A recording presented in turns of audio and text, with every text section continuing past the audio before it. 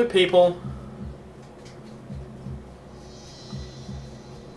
This is a, not sure what to call this.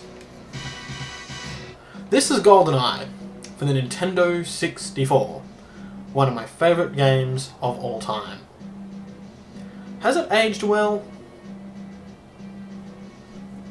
A lot of people don't seem to think so.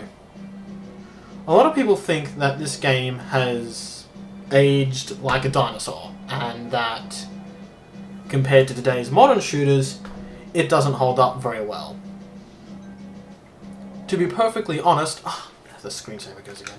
To be perfectly honest, I do not agree with this one bit. I just recently played Call of Duty Ghosts, and after playing that frigging aborted atrocity of a video game, I can't understand how anyone in their right mind can possibly think that first-person shooters of today are anywhere near as good as they were years ago. Even the console first-person shooters like Goldeneye. Some people have even said that Goldeneye was the Call of Duty of the 90s. Again, it's not. I'm going to play a game of Goldeneye. I'm going to show you why I still think this game holds up today. What difficulty? This is a good opportunity to show you. If I select Agent Mode, my mission objective is to bungee jump off the dam. If I select Secret Agent, my mission objectives is to destroy all the alarms and bungee jump off the dam. If I select 00 Agent, my mission objectives, neutralize all alarms, install covert modem, intercept data backup, and bungee jump off the dam. Yeah, let's do that. One of the biggest complaints I hear about this game is its controls and how slow the movement in it is. Now, Goldeneye does use a rather interesting control scheme that is quite different from what people are used to today. The control scheme that's used in games today is a control scheme that I will refer to as static aim. And Goldeneye used a system that I'm really not sure what its name is, but it's kind of like a spring aim. And I'm turning auto aim off because I do not need it, and no one needs it. But I'll demonstrate to you what I mean by the spring aim. So usually, when you move the analog stick to look around in shooters today, it just moves the screen. That's the static aiming system. Goldeneye's aiming system is when you move the analog stick, instead of the screen following you, the crosshair follows you and the screen follows the crosshair. When I just aim normally, this happens very, very subtly and you might not even notice that it's happening. But you can notice it's happening if you're paying close attention to Bond's hand movements. If I go into manual aim mode, you'll see exactly what I mean. When the analog stick is in center, it's in center.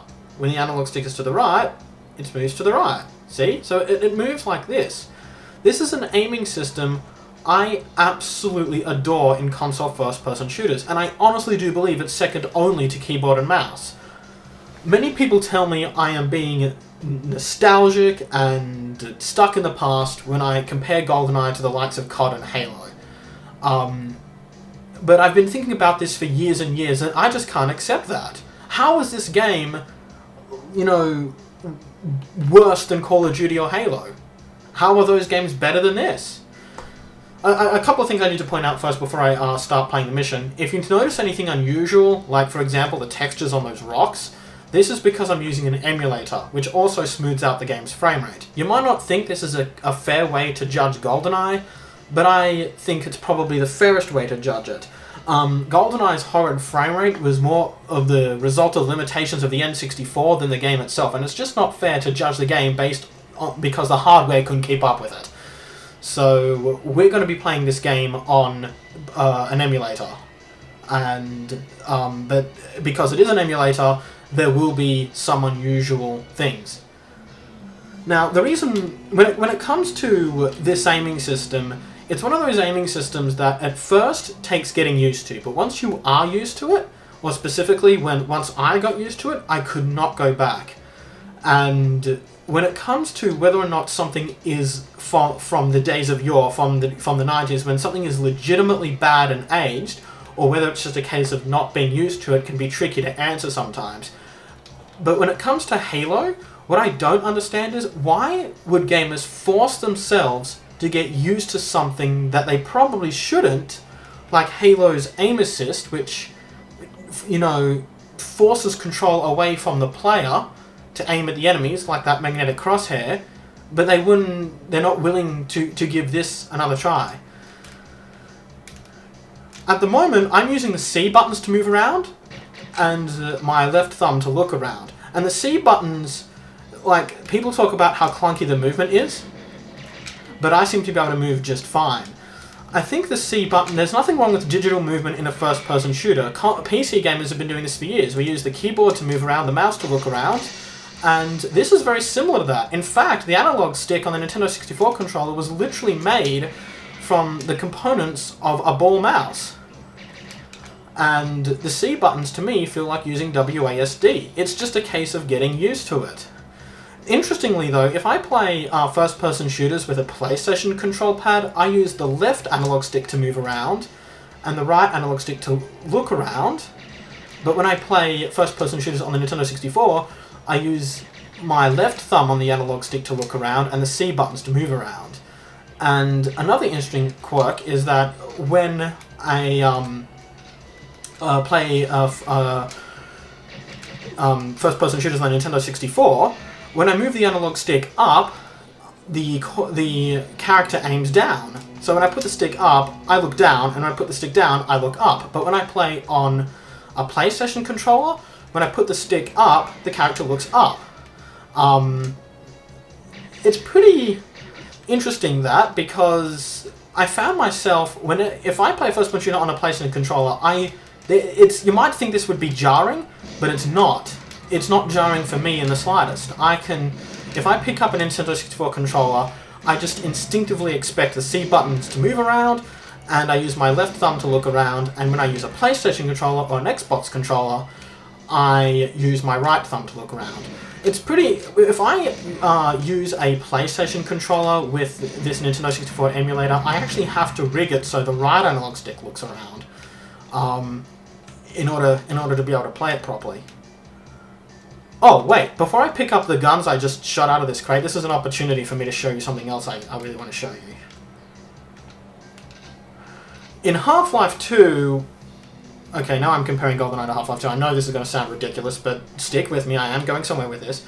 In Half-Life 2, one of the most incredible things about the game was its physics. And Half-Life 2 had some pretty incredible physics. And one of the things you could do in Half-Life 2 is if you shot a gun or an object on the floor, it would get bullet holes in it, and it would bounce around. But watch this.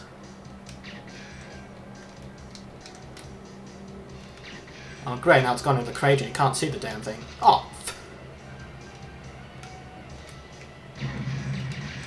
Alright, fine. I'll show you again on the next bad guy who drops a gun. I'm recording this Let's Play live, well, as in I'm not using a script, and I'm just not sure whether or not I should upload this video or the scripted one. Maybe both, I don't know. See which one does better. Oh, this guy's going for the alarm. No, you're not. You're not going for that alarm. I'm going to shoot the alarm before you set it off with my awesomeness. Or shoot you in the head. Whatever comes first.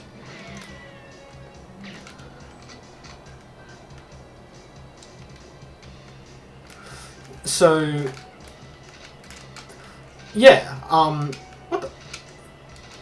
So yeah, if I shoot this gun, it'll bounce around, and you'll actually see bullet holes. This is pretty fun to do with paintball mode, but as far as I'm aware, you could only do this in Goldeneye and Perfect Dark. It wasn't until Half-Life 2 would you be able to actually do that sort of thing again. I know it's just a little thing, but it's little things like that that I tend to notice and bother. They bother me sometimes.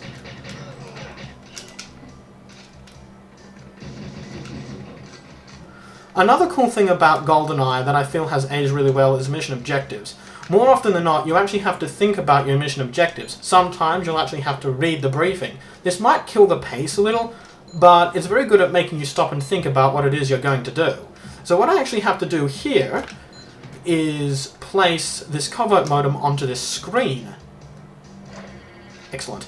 And down there, there's a computer that I have to use to send the data transmission. Now, if Goldeneye was made in modern times, there would be a waypoint, a triangle-shaped waypoint on the computer telling you how to get to it and what to do, and it'd probably be nothing more than just pressing the use button on the computer and having that happen automatically. But having to go through the inventory, select the gadget, and throw it in the terminal yourself, makes you feel more like Bond. Also, it's not just guns that interact to the physics in this game. Look at that.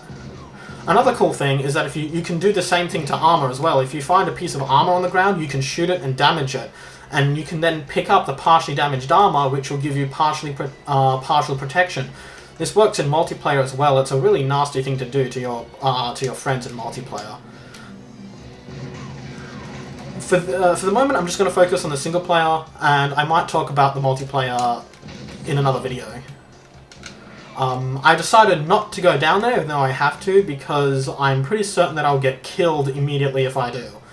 It's been a while since I played this game, but I still seem to be able to move and shoot easily enough, so I don't know what people are going on about when they say the controls are terrible or the movement is slow. Shit, shit, shit, get away, get away, get away. I don't want to die here. It's a little hard to focus on the game when I'm also having to think about what I'm going to say next. I don't want people to get bored of my Let's Plays, and this is my first attempt at making any kind of YouTube video, and to be honest, it's making me really, really nervous. I might stutter, and I might say a lot of ums and ers a lot because I am pretty nervous, but what's important is that I don't mumble. You need to be able to hear what I'm saying clearly. Oh, come on, that's just... Oh, shit! That's just mean. Alright, I'm pulling out the assault rifle. No, not the butt, the assault rifle, thank you.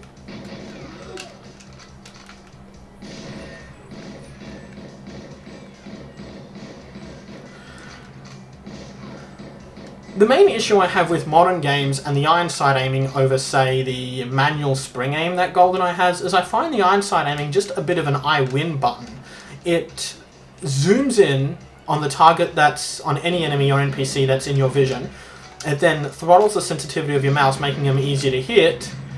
And more often than not, all it takes is a short spray of bullets to kill an enemy. So you never really have to aim for the head or anything. Playing this game on hard, or 00 Agent I should call it, means the ammo is just scarce enough to the point where, while you can still give enemies a short spray to kill them, it really goes a long way if you actually take the extra time to get that headshot, which is why I'm pulling out the assault rifle at the moment. I mean, the sniper rifle.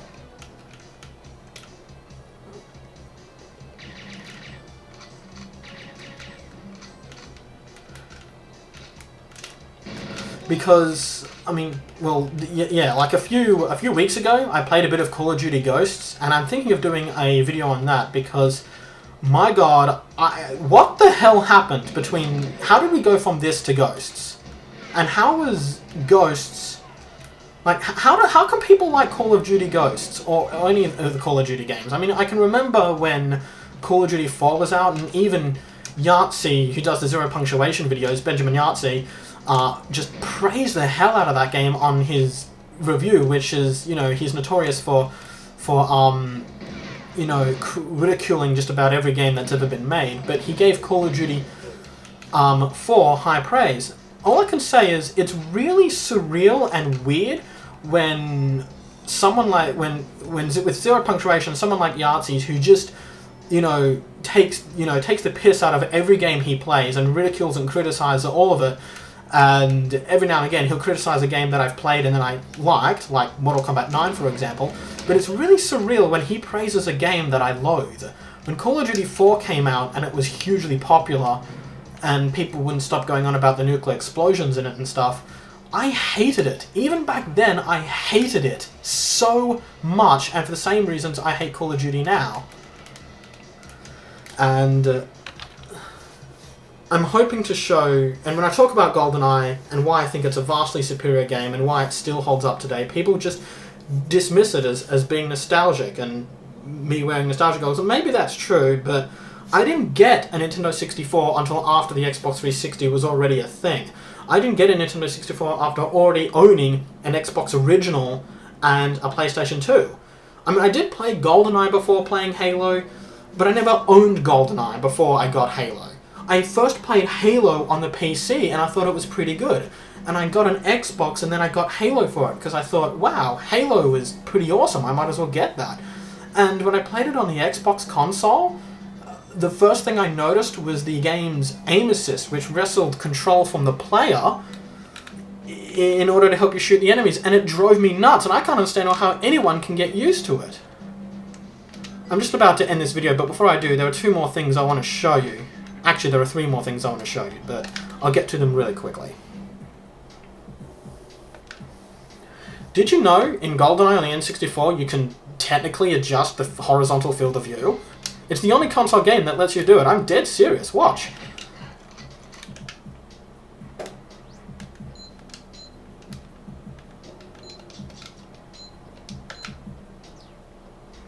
Do you see that? Yes, there are black bars at the top and bottom of the screen, but my left and right peripheral vision has actually been increased.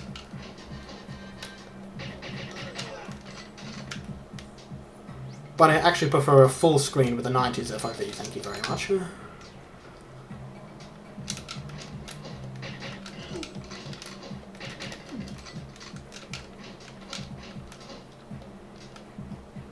Another thing that I feel is lost from games of the 90s is, well, I'm not going to tell you what it is just yet, but I've already, as I go through this level, I'm going to give you time to see if you can guess what it is that's been lost in shooters over time.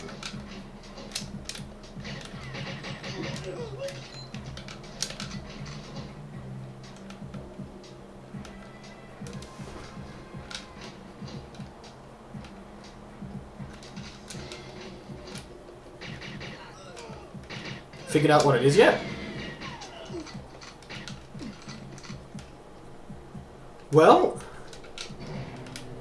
it's the doors. I can actually open doors in this game. Yeah! You'd think that something as simple as opening doors...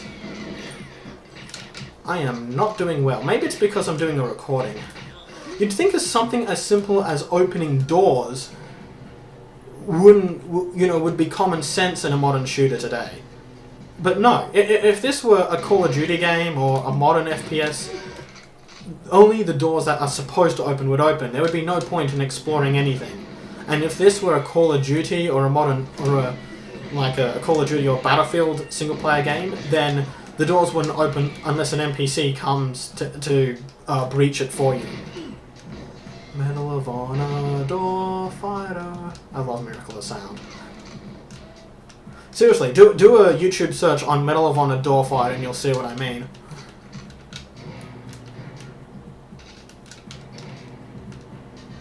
Oh, right, that's another thing I was going to show you. I just remembered. So my objective at the moment is to find Dr. Doak, who will give me a keypad to open the doors. And where is he?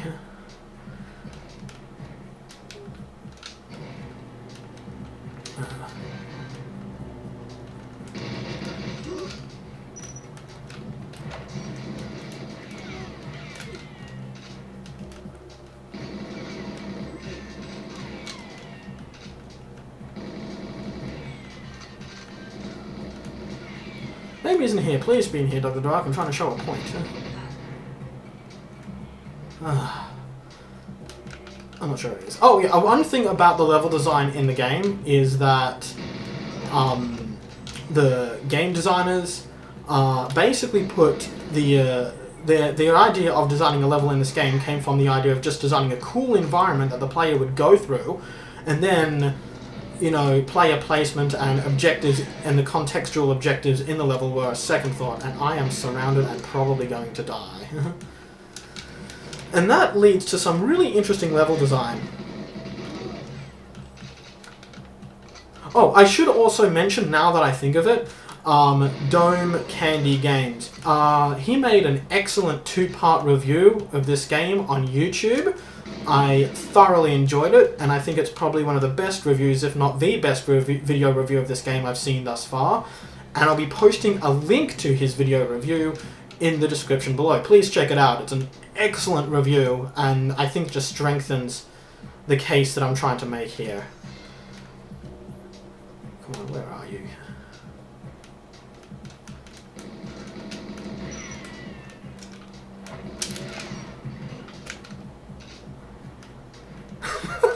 That's so satisfying.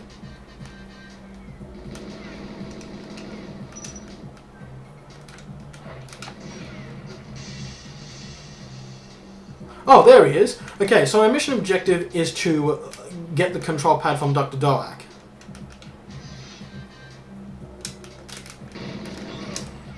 And I just shot him. I have failed my mission, and I will not be able to progress to the next level. And I will not be able to unlock any cheats. I will not be able to make any progress in the game whatsoever. But that doesn't stop me from playing it. In most games today, if you fail an objective, assuming the game will even let you fail an objective, usually it just auto-restarts. But not Goldeneye. Ever wanted to kill Sean Bean in the face? Hey, Sean Bean! You die in everything. Oh, he actually... he actually... Oh, I'm getting out of here. He actually responded to that. Oh, man. That was awesome fun. Another thing I want to mention about this game, just before I close this video, and I promise I'll close it just right now, is these. Look at all these cheats. I did not enter in codes to unlock these cheats. I did not purchase these cheats through DLC. Of course I didn't. It wasn't around back then. Do you know how you get these cheats? You unlock them by playing the game well. Basically, each stage has what's called the target time, and if you beat the stage in that time or less, the game gives you a cheat. Yeah, you actually earn the cheats. Kind of like achievements, but, you know, actually practical and useful. And they can add a lot of replay value to the game. In fact, I'm going to show you the kind of replay value they can add. Oh, I haven't unlocked unlimited ammo yet. You know what? That doesn't matter. Fast animation, and invincible, and enemy rockets? Yeah. Let me show you, like... Yeah, unlocking the cheats gives you replay value in the game. But another thing that happens, if you manage to beat the game on 00 Agent, you unlock a 4th difficulty. I haven't done it yet because there are 5 blank levels there, and I really should have